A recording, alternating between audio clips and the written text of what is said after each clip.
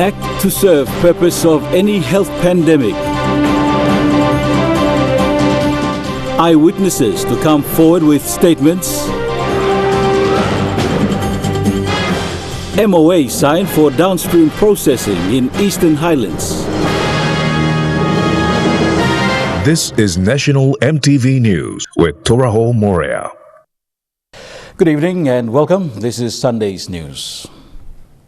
The Public Health Emergency Act, since its passing in Parliament with a majority vote of 74 to 14 votes, questions are still being raised on the purpose of the Act. Prime Minister James Marape stating the Act will be in place as the SOE comes to an end with COVID-19 pandemic still looming globally.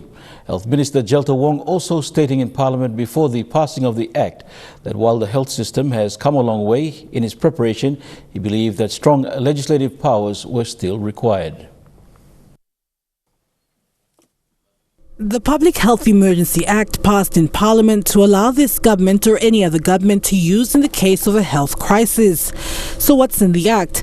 The Public Health Emergency Act consists of what legislative powers the controller in the emergency has. Firstly, all rights under the Constitution of qualified rights, which include freedom of movement, freedom of expression, freedom of gathering and freedom to information are restricted.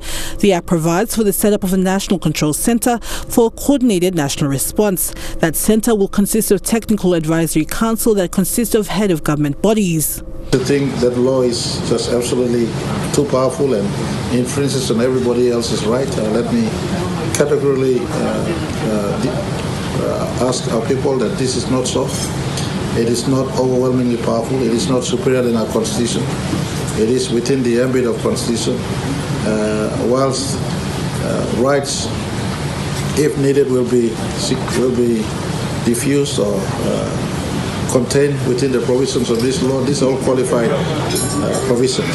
For instance, if need be to apply this law when there is a medical emergency, only on medical emergencies based on medical recommendations by our doctors and our health department, then the health minister will bring this recommendations into NEC. NEC will then look at the merits of the case, then advise the Governor General that this area of our country, this spot in our country must now come under these sort of control mechanisms so that we keep our lead on possibility of the pandemic from spreading throughout the country or elsewhere. The controller will be given full powers to carry out the national emergency while also carrying out directions from the National Executive Council. The Act allows for the controller to have full financial control and procurement powers, as the Public Finance Management Act will not apply when an emergency is declared. The opposition finding issues with this. It was not really proper that only the controller should have the power to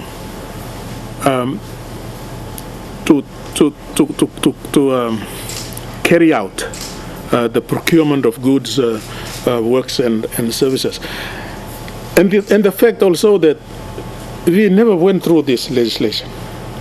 The Act states that no later than 3 months of furnished acquittal of funds must be given to the Health Minister and NEC. The Act only will be invoked when a health emergency occurs. As for the COVID-19, the state of emergency is expected to come to an end this week, and most of the surveillance and testing for COVID-19 response will still be continued by the National Department of Health. Adelaide Surrox-Kari, National EMTV News.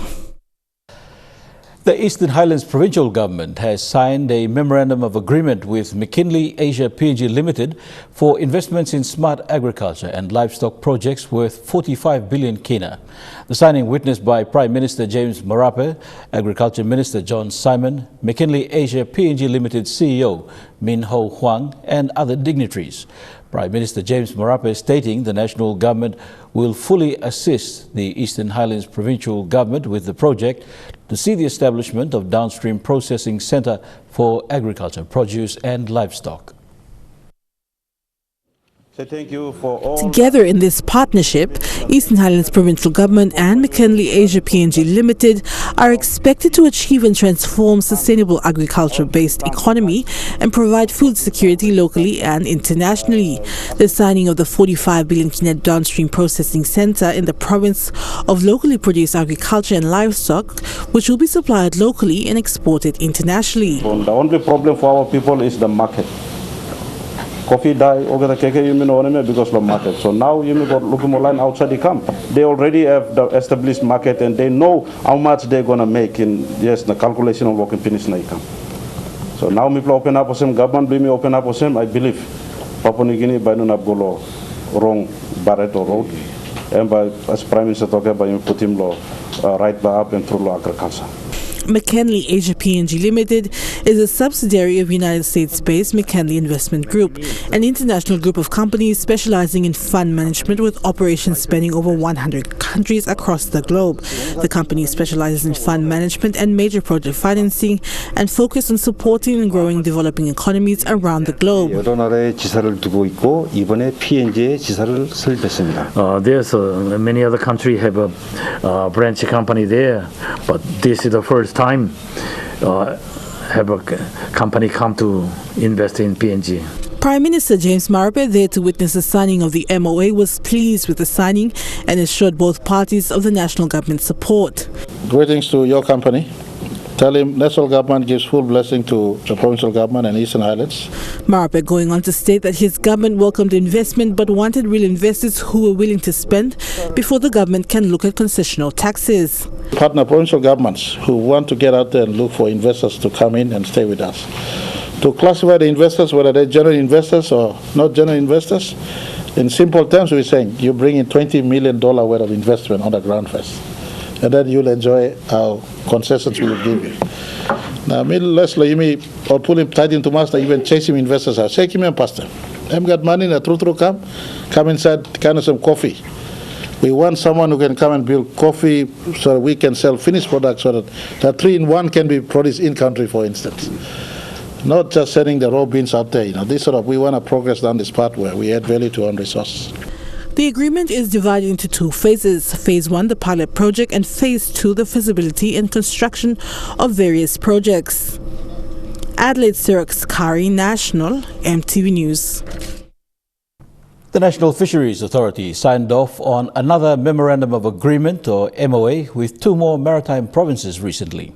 The MOA is with the basic intention to add value to the manner in which the National Fisheries Authority and provinces do business, to influence cooperation and open access to the international markets. The signing signifies a milestone on areas of common interest to fisheries in the provinces of Central and Western. Essentially, the MOA signing provides a pathway linking the two maritime provinces of Central and Western for a uniform distribution of logistical and financial support to deliver projects at the district and local level, enabling NFA to embark on revenue-generating channels in working together with the provinces. The discussions on this MOA draws back to October last year, when the provincial administration, the fisheries and the planners were here for a workshop, and the outcome of that document is basically what we're going to sign today. The government, wanting to prioritize and ensure maritime provinces are empowered with the relevant capacity to generate revenue, step in to provide a technical support, assist in opening and sourcing market and commercializing it under NFA's framework. Right now, all the provinces are actually looking up to the national government in terms of budget support and all that. Now, the Marape-Stephen government actually looks at the policy, overarching policy, that will empower the provinces to come into that sector where they can be able to contribute to the national purse. And I think this is one such thing. The two maritime provinces of Central and Western pledging their support to harness this partnership with NFA and develop potential for the locals to export maritime products to open markets and generate maximized benefits. For Western Province, in terms of fisheries, I'm not sure, but I think this is the first time that we are probably signing this MOU with the National Fisheries Authority. And it's a milestone for the province. And coming in and seeing how best we can structure and set up our province so that the bulk of our population are people who live in the rural areas will benefit. Conscious of the government's directives, NFA is aligning its efforts to be in tandem with these priorities and welcomes the opportunity to have open exchanges on issues of importance that will be fundamental to shaping the long-term success of this partnership with the maritime provinces. Anet Kora, National EMTV News. Simbu provincial government has reaffirmed its support to the PNG Fire Service to establish services in Kundiawa town. Governor Michael Dua says the commitment stands as the province sees more infrastructure in Kundiawa and parts of the province.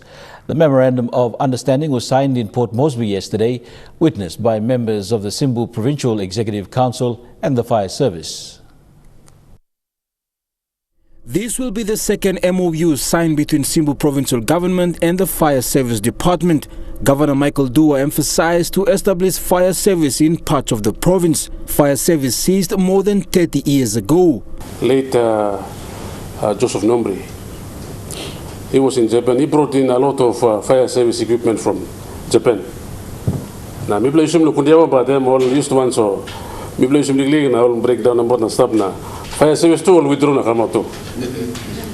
But now I'm time to say this. Yes.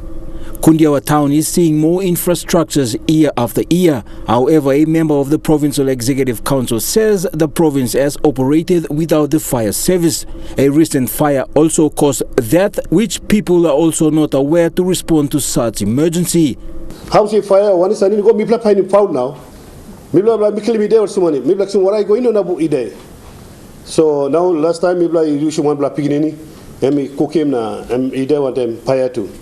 So now we will build more developments something under the province. While the MOU speaks of the role between the provincial government and the fire service, funding constraints has been the obstacle since the first MOU was signed in May 2018. The chief fire officer says provincial governments must take lead to fund and resource building. It is our plea to all the provincial governments to chip in to assist their own establishments at their districts or their headquarters, so their provinces.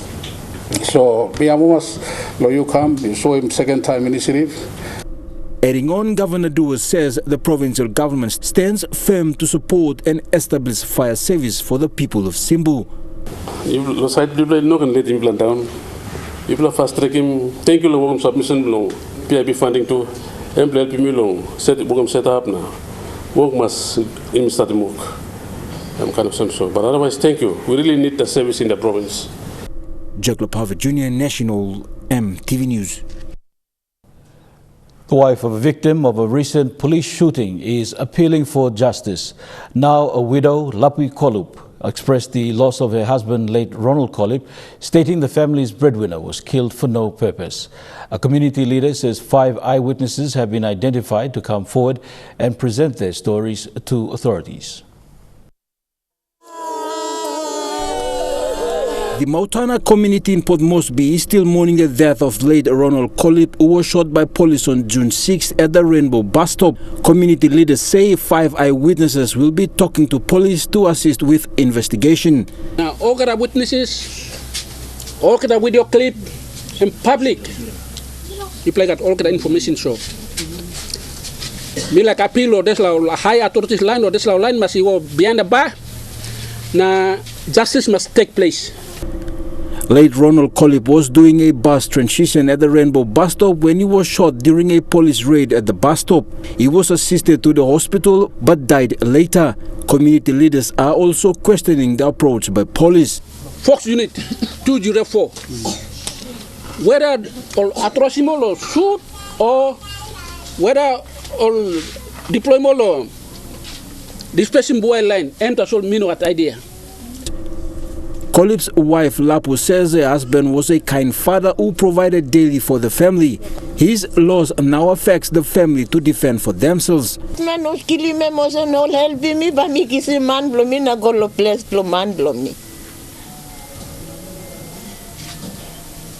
Pikinini blomi only no osta plohazo no work money. Man sa panika kai blomi kam sa kai. The Mautana community is appealing to authorities to donate in cash or kind and support the investigation so justice is served, as it can happen to anyone in the public. Me like him, Juwaga, you step forward, please, you come and help me long, but me the fight to this blah, na me like him, this man and by Golo Karabush. Or now one blah, all power in you will come help me, please, you will come forward now, talk out, now talk straight, now me fight one time, now put him this blah long, place clear. Late Ronald Collett is survived by his 3 sons and wife. His death is the third relating to a police shooting at Rainbow. A post-mortem is scheduled for tomorrow. Juggler Pava Jr., National EMTV News. The Sir Brian Bell Foundation, through the Sir Brian Bell Center for Transfusion Medicine, today observed World Blood Donor Day. The event aims to raise awareness on the need for safe blood and blood products. Business houses were urged to partner with the foundation for a blood donation drive at their workplace. World Blood Donor Day was celebrated with the theme Safe Blood Saves Lives. It is an annual event marked by the World Health Organization that aims to raise awareness on the importance of blood donation. In observing the day, the Sir Brian Bell Foundation, through the Sir Brian Bell Center for Transfusion Medicine, urged business houses to partner with the foundation for a blood donation drive. Blood is something that we really don't know. You can't really procure blood in normal pharmaceutical companies like any other ordinary drugs. Blood is only given by safe people, normal people, to be given to patients who need blood. So basically, you cannot give medicines to patients who need blood. You need to give blood to save their lives. So that's a very important basics that everybody needs to know. The Sir Brian Bell Center for Transfusion Medicine is one of the first transfusion medicine centers in the country, located in Port Moresby General Hospital. This is where blood donations are collected. While the center collects an average of 35 bags of blood each day, the demand for blood products is over 320 per day. The general public were also urged to visit the Sir Brian Bell Center for Blood Transfusion to donate blood. Rayon Lakingu, National EMTV News. This is National EMTV News. We'll be back with more stories after the break.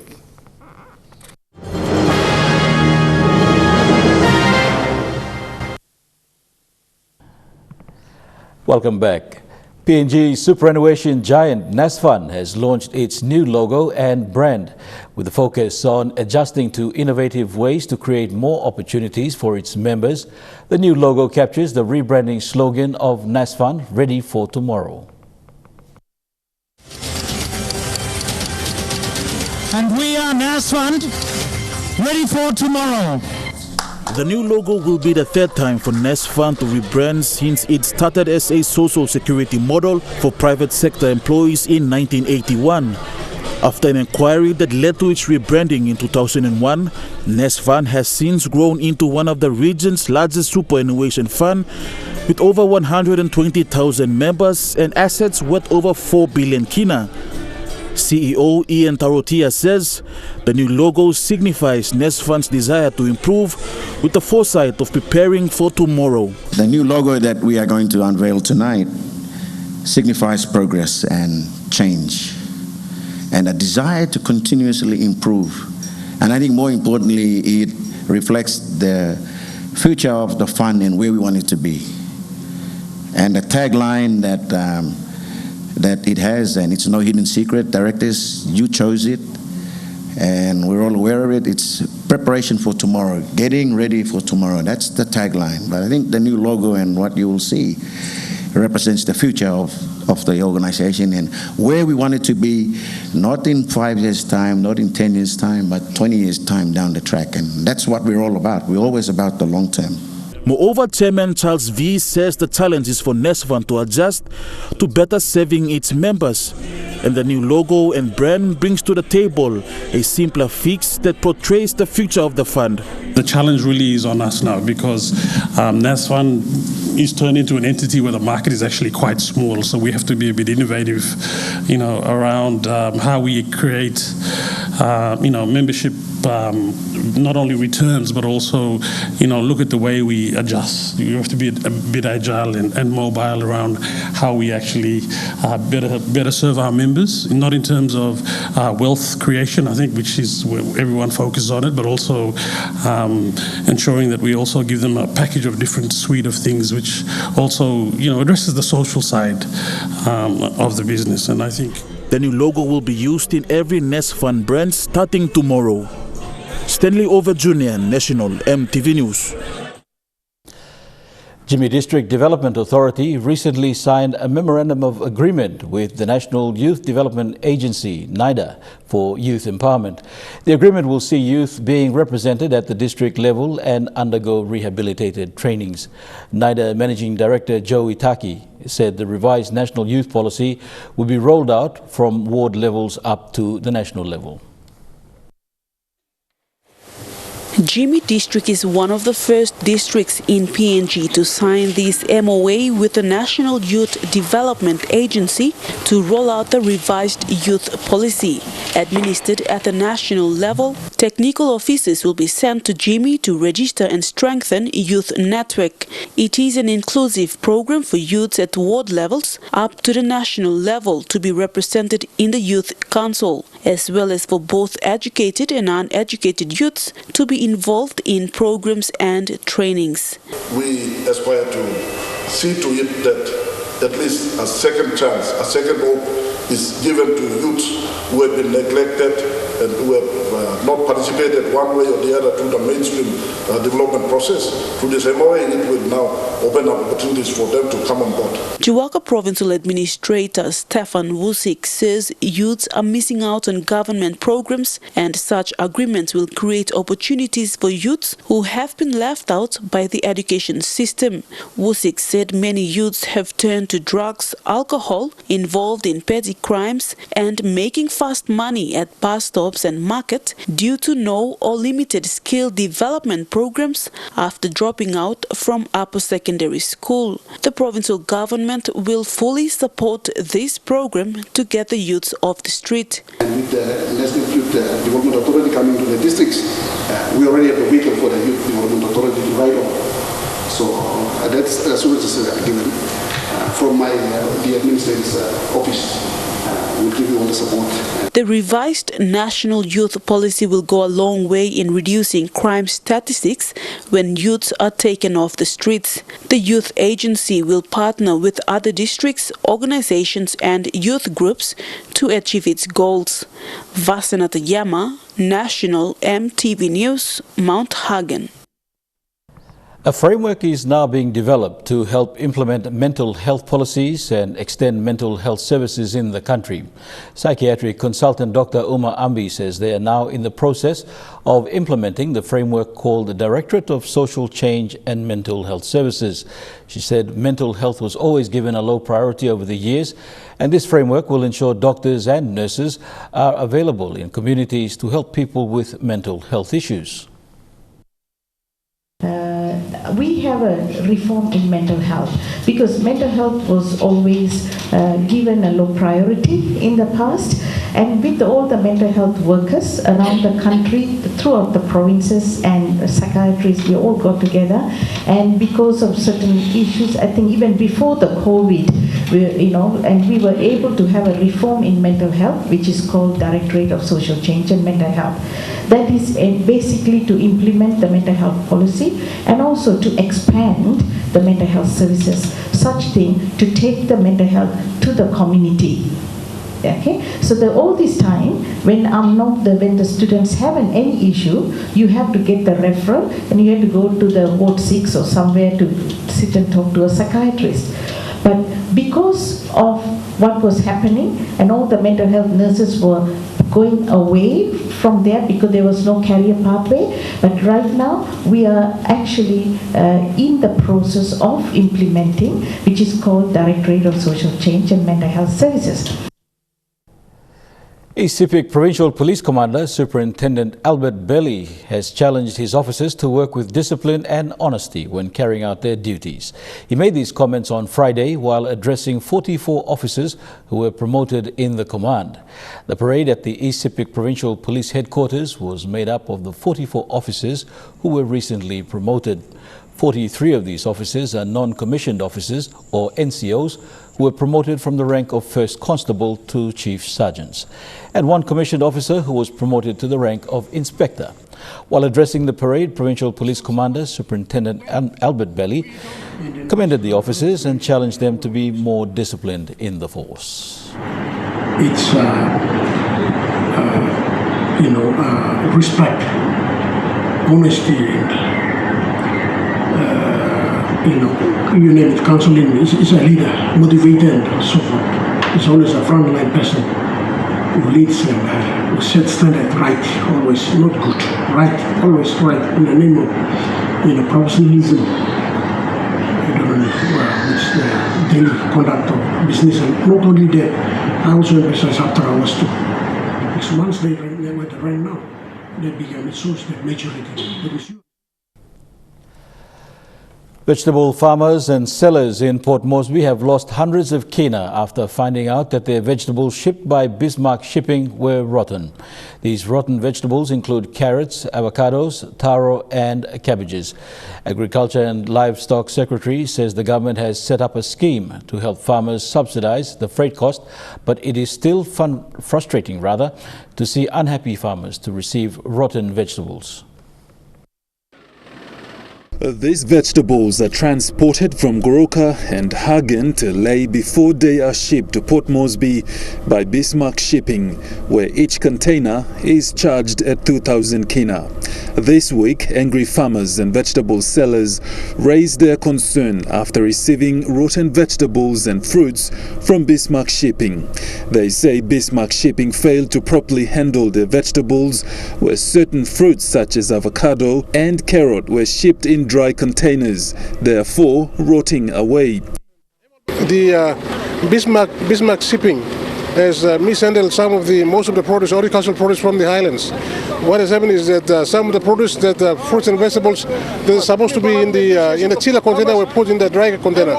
So we have total loss of all the produce that came from the highlands, and we don't know who's going to be responsible. But I am very sorry for the farmers. They are raising concern that normally without the freight subsidy scheme, and they usually load their agricultural produce onto chiller containers, and everything comes here very nicely. While it is an expensive exercise for the vegetable farmers, the government has stepped in to support the farmers by subsidizing the freight cost. This land I'm alright because only come to chiller. Only come to chiller now. I'm alright lilik.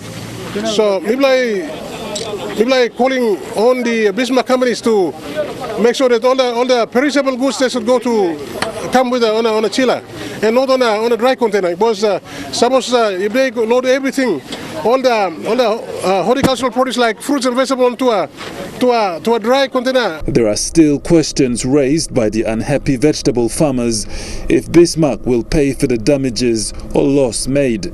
We have all kinds of produce. Some are cow, some are taro, and some are carrots and vegetables and fruits. Basically, the fruits and vegetables have got to come on a chiller container, and cows and taros and those can come on a dry container. However, they mix everything, and we have huge loss here right now. Kombuk says appropriate measures will be taken to solve the matter.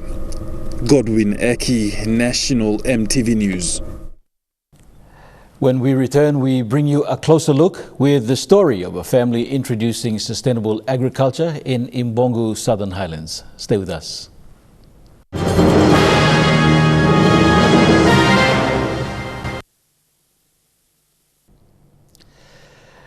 In tonight's A Closer Look, we bring you to the Kunukumbe village of Imbongu, Southern Highlands Province.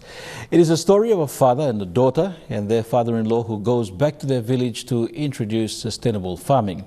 For the first time in history, the Kunukumbe people will be planting potato to supply in bulk.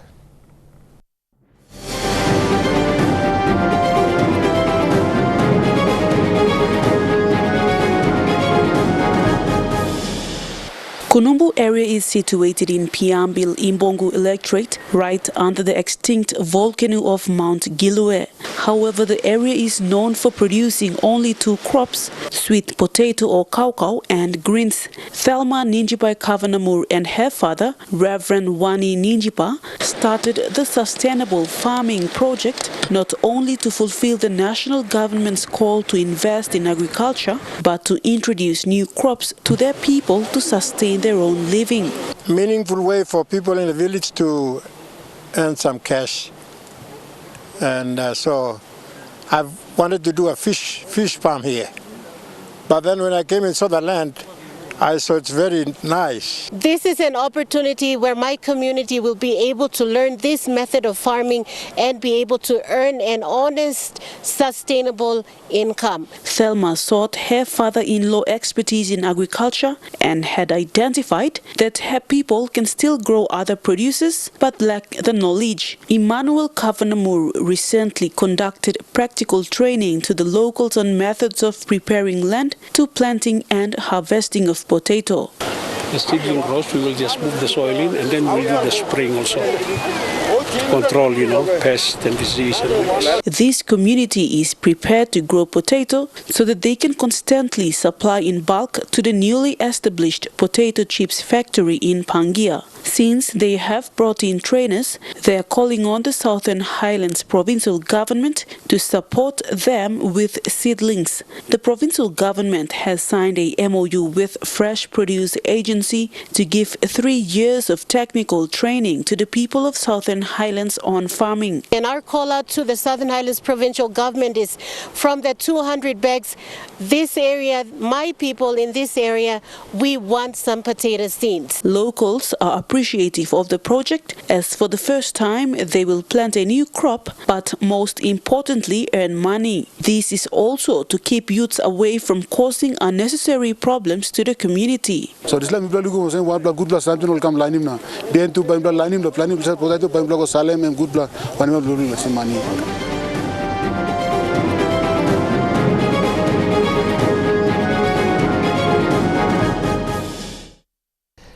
Trukai Sports is next. Godwin Eki will be back with all the details after the break.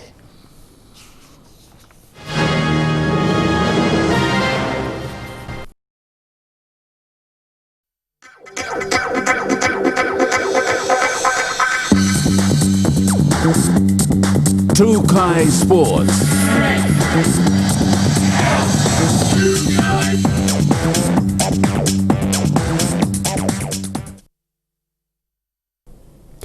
Welcome to Trukai Sports. The inaugural Sao Paulo Cup witnessed the launching of the White Canoe. Sao Paulo, a native of the Barakau village. The canoe race saw 10 canoes taking part. Sao Paulo made good in the opening courses, but drifted to come in third in front of its home crowd. Fidelis Sukina with this story. The community of the Barakau village outside of Port Moresby were gathered on the beachfront yesterday to witness the inaugural Sao Paulo Cup, a cup hosted by the Nanadai family. The day was filled with excitement because the family had a new canoe named after their son Sao Paulo.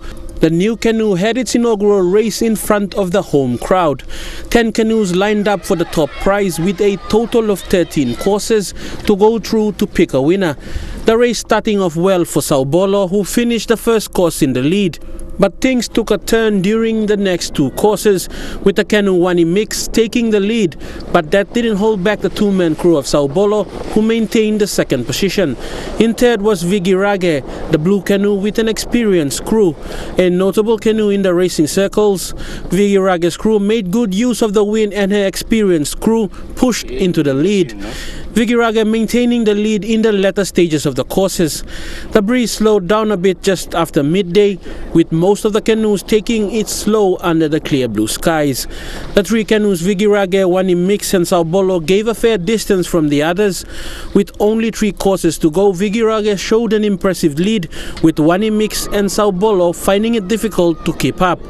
In the end, Vigirage persevered, coming in as the winning canoe, while Wani Mix cruised in for the second spot.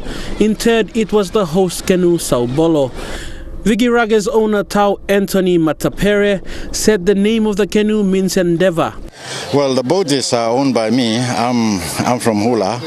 The name means endeavor, or in other words, to never say die, to never give up. You know, it's mainly persistence.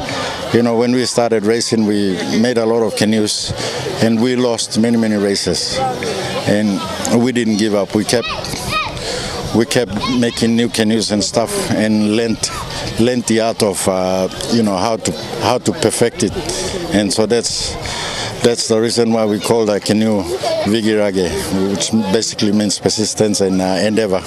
Vigirage is not new to winning, with a strong showing in the past.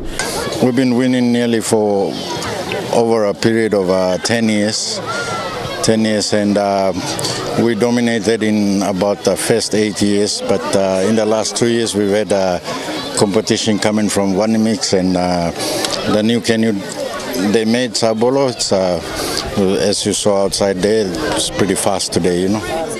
Matapere said canoe racing is all about taking advantage of the conditions and having an experienced crew. Well, canoe racing is very tactical, so depending on the wind, people change their tactics and all that sort of stuff. So in the end, you know, like whoever comes up with the best tactics of the day, you know, wins. So, I mean, we're fortunate enough. We've got a fast canoe and a good crew. So they do their job well. So, you know, that gives you the winning combination. Representing the Nanadai family, Tau Nanadai was happy with the result nonetheless, and added that it was the first race and the pride of Barakau village, Saubolo, would improve over time. Fidelis Sukina, Trukai Sports.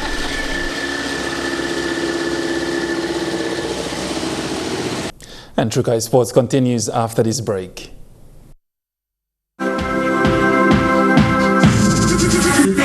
Trukai Sports.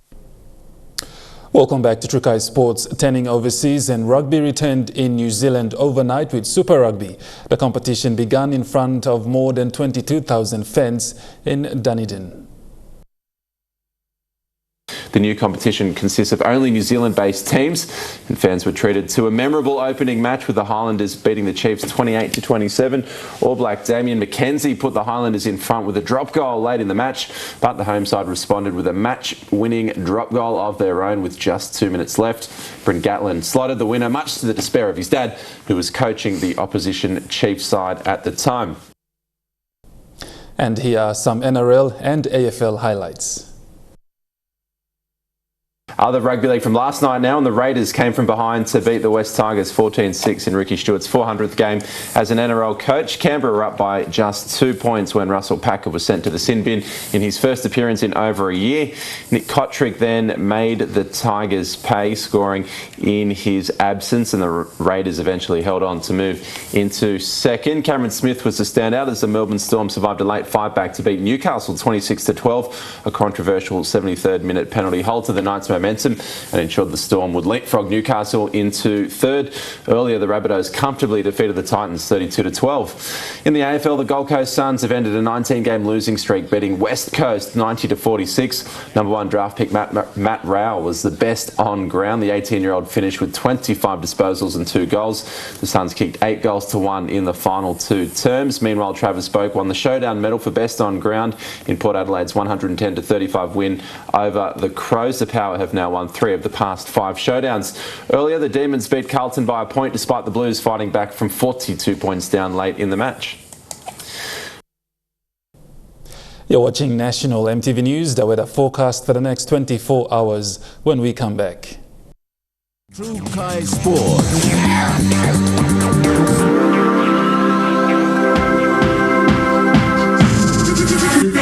Trukai Sports.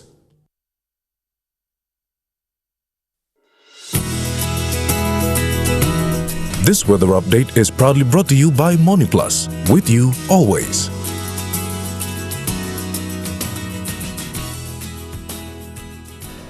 Weather forecast for the afternoon and tonight. In southern region, Port Moresby, partly sunny and fine. Kerma, mostly fine apart from a shower or two. Daru, partly cloudy with some drizzles. In Alotau, cloudy with chances of a few thundery showers. And in Popondetta, a few thundery showers, then partly cloudy. Over to Momase, Inlay, mostly fine. Wewak, partly sunny and fine. Vanimo, mostly fine. Madang, partly sunny and fine. To the New Guinea Islands, Loringau, partly sunny, fine. Kavieng, mostly fine. Kokopo, Rabaul, mostly fine, as well as Kimbe, mostly fine. And in Buka, mostly fine, partly cloudy. To the Highlands, Mount Hagen, partly cloudy with evening showers. Goroka and Kundiawa, mostly fine, partly cloudy with evening drizzles. And in Mendi and Wabeg, mostly fine, partly cloudy. The forecast for small crops within the coastal waters of Papua New Guinea for the next 24 hours. Waters of southern PNG, Indonesia border through Torres Strait to Daru to Hood Point sees 2 to 3 meters. Waters of Gulf of Papua to Kerma to Yule Island sees 0.5 to 1.5 meters. Waters of Finchafen through Vitius Dampier Straits to Siasi Islands to Long Island, Kaka to Madang and to Bogia sees 1.5 to 2.5 meters. Waters of New Ireland and to east-west New Britain and Bougainville sees 0.5 to 1.5 meters. And waters of Samarai Island to eastern and western Milne Bay Islands sees 2 to 3 meters.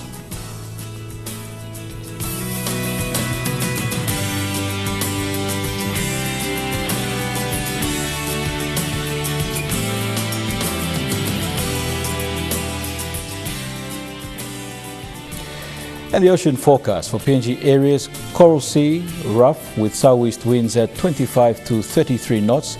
The Solomon Seas, slight to moderate with southeasterlies at 10 to 20 knots. The Bismarck Seas, slight to moderate with southeasterly winds at 10 to 20 knots. And the Pacific Ocean, slight to moderate with east to southeasterly winds at 10 to 20 knots.